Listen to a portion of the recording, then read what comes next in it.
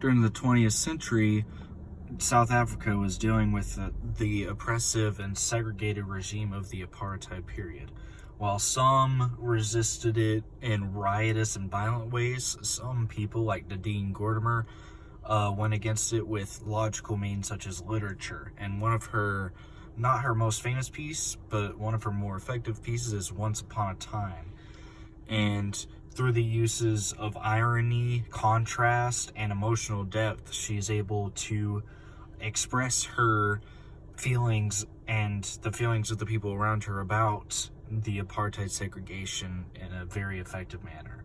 And the story itself is split into two pieces. The first part is a personal account where Nadine Gordimer, the first thing that happens is she expresses anger at somebody who asks her to write a children's story instead of a mature adult story, which is what she's used to.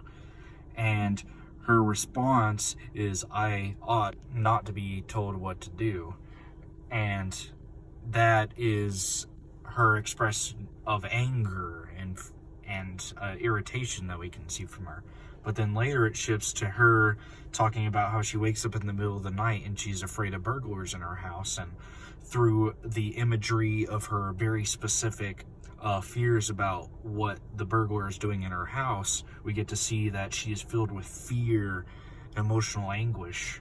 And so we see this overwhelming amounts of anger and fear, and we're not exactly presented with why she's feeling that way until she starts mentioning the poor miners and the oppressed people of her country, and it links her varying emotions to the apartheid regime, and that links it together. But then in the second part, the tone shifts completely from an emotionally depth, imagery written story of her personal experience to an impersonal, blunt, ironic short story that's stylized with the simplicity of a children's story. It introduces a family that's living happily ever after the way they've always wanted to.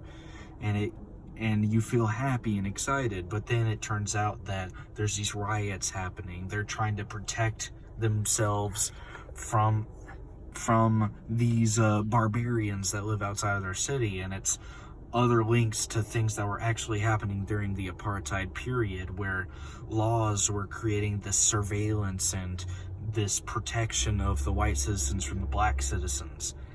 And the very end of the story creates an ironic twist where their child gets hurt by their own protections they put on themselves, which shows that this family that was supposed to be super happy and the way they wanted it to were actually full of fear and causing their own downfall, which in a very effective way shows how Gordimer put together the irony and contrast and emotional depth to create a very expressive way of showing the fear, pain, and anger of the people of South Africa during the apartheid regime.